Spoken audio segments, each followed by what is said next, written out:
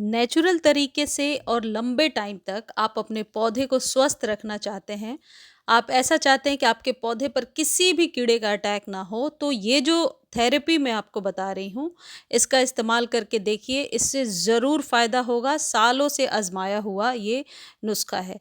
खासकर गुड़हल के पौधे में कलियाँ जब गिरने लगती हैं या कलियाँ खिल नहीं पाती हैं, तो उसका सबसे पहला रीज़न यही होता है कि उन कलियों के अंदर इस प्रकार के वाइट चिपचिपी सी चीज़ जो कि रुई नुमा होती है, ये जो मिलीबग है इसका अटैक हो जाता है। आपके गुड़हल के पौधे पर या किसी भी पौधे पर किसी भी प्रकार के कीड़े का अटैक है, तो वो पौधा धीरे-धीरे सूखने लगता है, पत्तियाँ बेजान सी होती हैं और कलियाँ नहीं खिलती हैं। तो यही टॉपिक है आज के वीडियो का और यही मैं आपको बताने वाली हूँ कि किस तरीके से प्रॉब्लम का सॉल्यूशन आप कर पाएँगे।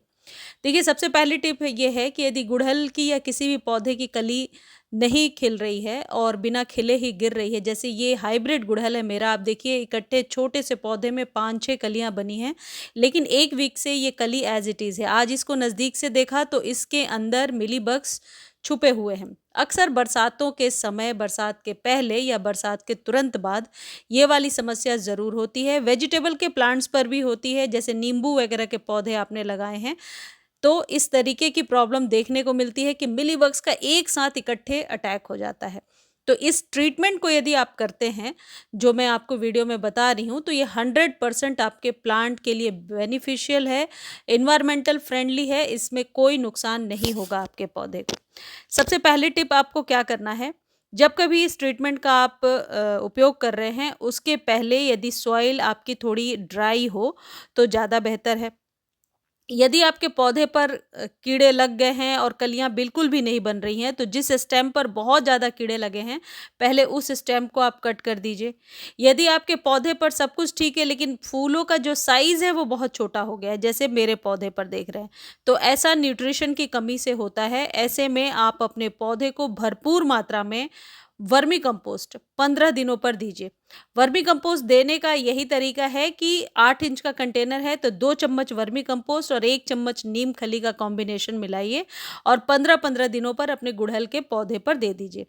यदि आपके गुड़हल के पौधे की जो स्टेम है वो इस तरीके से मोटी नहीं हो रही है और पौधे की ग्रोथ नहीं हो रही है, तब भी ये वर्मी कंपोस्ट और नीम खली वाली जो खाद है, ये आपके पौधे पर मल्टीपल ब्रांच को लेने में हेल्प करेगा और इस तरीके से स्टेम को मोटा बनाकर रखेगा। अगली सबसे इम्पोर्टेंट चीज़ ये है कि धूप आपके पौधे के लिए, खासकर गुड़हल के लिए बहुत ज़रूरी है। पूरे दिन के सनलाइट में अपने पौधे को रखें। ये जो व्हाइट सी चीज़ आप मेरे हाथ में देख रहे हैं, ये है कपूर। कपूर इस जगह पे भीमसेनी कपूर भी ले सकते हैं, कहीं भी आपके नियर बाई किसी भी शॉप पे मिल जाएगा। वो चौड़ा होता है, मेरे पास यही कपूर है इसलिए यही दिखा रही हूँ। पूजा पाठ में हम लोग इस्तेमाल करते हैं, तो आपके यहाँ भी ज़रूर होना चाहिए। आपको पता है कपूर के बहुत सारे फ़ायदे हैं प्लांट पर, बहुत सालों से इसका इस्तेमाल किया जाता रहा है और इसका इतिहास बहुत ही पुराना है। एक्चुअली कपूर में मुख्य रूप से कैम्फर नामक एक रासायनिक यौगिक पाया जाता है और ये एक प्राकृतिक, आप यूँ कह सकते हैं, वाइट क्रिस्टल सी चीज़ होती है जो आप कपूर के पेड़ से ही निकाला जाता है और इसमें एंटीऑक्सीडेंट, एंटीबैक्टीरियल और एंटी फंगल गुण होते हैं। कपूर का इस्तेमाल आपने अपने घरों में देखा होगा, बहुत से चीज़ों में किया जाता है, ऐसे जगहों पे रखा जाता है जहाँ से चींटियों को भगाने में, कीड़े-मकोड़ों को भगाने में मदद मिलती है। And one more most important thing which we can not forget, during lockdown हमने सबसे ज़्यादा इस्तेमाल किया है कपूर का और इसके फ़ायदे उस समय निकल कर के बहुत हद तक हमारे सामने आए और हमें पता हुआ कि कपूर के कितने सारे फ़ायदे हैं।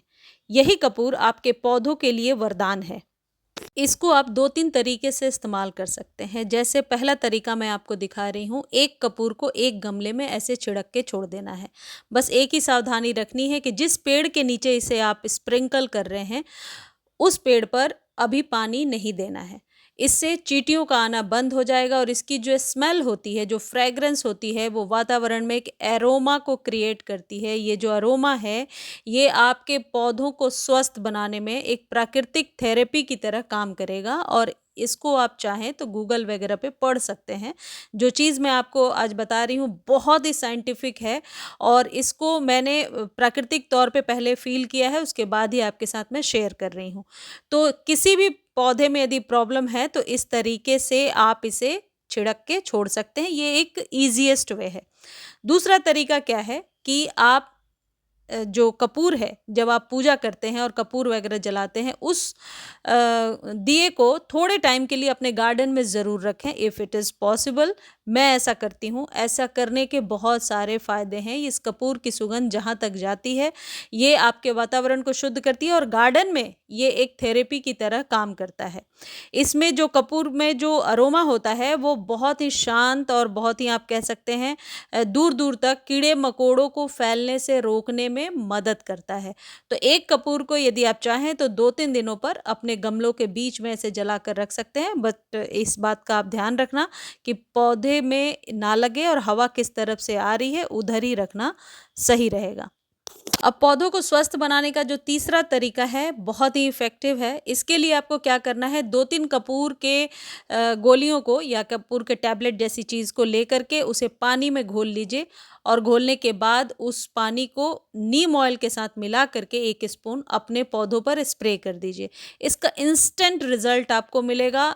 आपके पौधे पर यदि या गार्डन में मक्खियाँ बहुत हैं, मच्छर बहुत है, गिलहरी है, चींटियाँ हैं, हर प्रकार के आप यूँ कह सकते हैं इंसेक्ट से आपके पौधे को राहत मिल जाएगी। और जो लोग पूछ रहे थे कि गिलहरी भगाने का क्या उपाय करें, वो भी इस उपाय को करके देख सकते हैं। पानी में घोल करके अपने सभी पौधों पर आप इसका छिड़काव कर दीजिए, ज़रूर फ़ायदा होगा। मुझे उम्मीद है ये वीडियो आपको बहुत अच्छी लगी होगी। वीडियो अच्छी लगती है तो प्लीज़ आप लोग चैनल को लाइक, शेयर और सब्सक्राइब ज़रूर कर दिया करें। धन्यवाद।